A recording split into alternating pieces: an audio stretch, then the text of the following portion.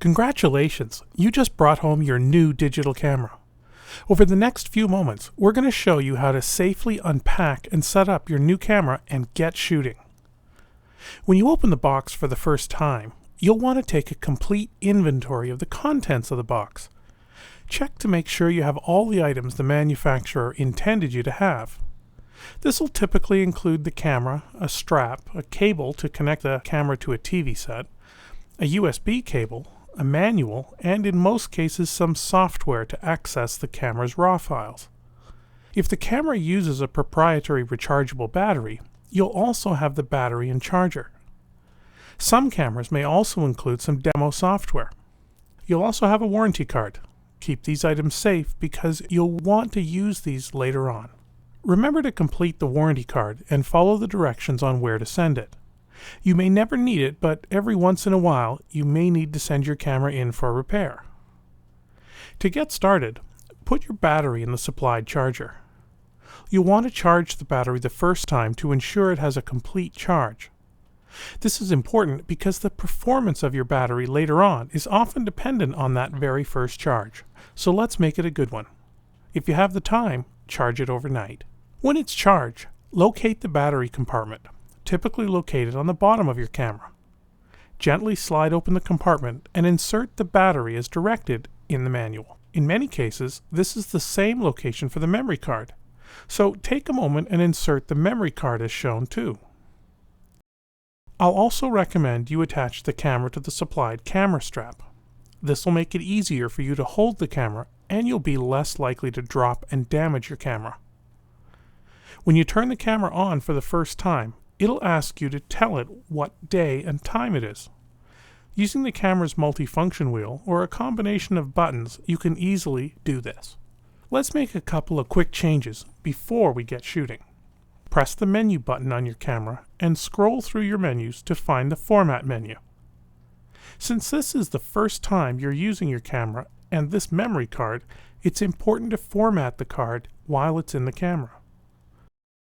It'll ensure the card is set up for your new camera.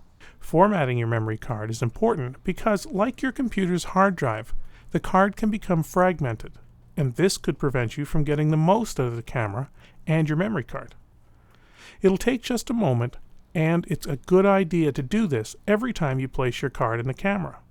Just remember to transfer all your pictures to your computer's hard drive before doing a format. Next, scroll through the menus and look for the quality setting. Many cameras offer two options to record your pictures. The first setting is JPEG, and the second, which you'll find on more advanced cameras, is RAW. RAW files allow you to take the most control over your photos when you edit or process them for printing. To take full advantage of your camera's RAW features, you'll need to use a powerful photo editing application like Photoshop CS2 or Photoshop Elements 4 or 5. Your camera may also have come with software that will allow you to open and edit your photos in the RAW format. JPEG, which is a universal file format, will give you the greatest number of images on your memory card. Remember, the higher the number of pictures on your memory card, the lower the resolution and size of your photos. For this reason, we recommend setting the camera's highest quality setting for the JPEG file. Here's an example of the same image taken with the highest resolution and the lowest resolution. They look similar on this screen, but look what happens when you use only a small portion of the shot or you crop your photo. The higher resolution stands up, while the lower one is pretty much unusable. You'll never know when you want to blow something up, so always choose the highest setting. Next, you'll want to select the number of megapixels you want to shoot with. Some cameras, like this Sony camera, will allow you to choose between different megapixels. Once again, we recommend you choose the highest number of megapixels, as it will allow you more latitude when editing and printing your images. Once again, here's a comparison of a 1 megapixel image and the same taken at 8 megapixels. We've cropped the image to show only a portion. Once again, proof you should use your camera's best setting. Our ultimate recommendation is to shoot with the RAW setting and your camera's highest megapixel rating. Next, select an ISO setting. ISO is your camera's sensitivity to light. The higher the number, the more sensitive your camera is to light, and the darker the scene you can record without a flash. Unfortunately, the higher the number, the more digital noise you'll see in your images. Here's an example of the same image taken under the lowest and highest ISO. You can see a tremendous amount of difference. For daylight shots outside, we recommend selecting ISO 100 or 200. And for indoor shots, we recommend you select ISO 400 or 800. Lastly, select a shooting mode.